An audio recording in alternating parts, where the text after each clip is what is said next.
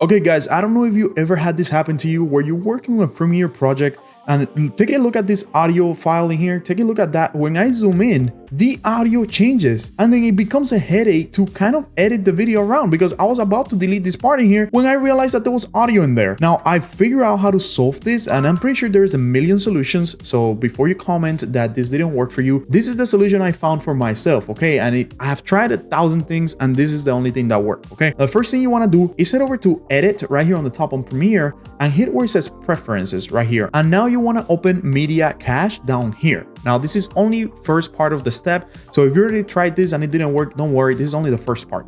Now here you want to click remove media cache files. So go ahead and click deleting here and then delete unused media cache files.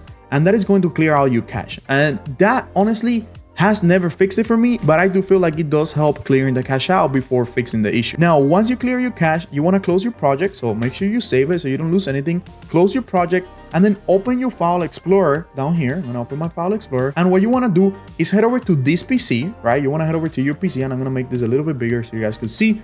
Head over to this PC, open your local disk wherever you have installed Windows, open your users folder, and then find your user in here. For my case, it's Cuban. You might have whatever different naming here, doesn't matter. Just open it in there and now find app data. And if you don't see app data in here, click on view, click on show and make sure you have hidden items shown because without that, some of you might not see app data at all. Now go ahead and open it once you see it and head over to roaming, the third folder, and now find the Adobe folder, which is right here for me. Open it up and now scroll down until you find a folder called common. My common folder is right here. Once you find that folder, open it up.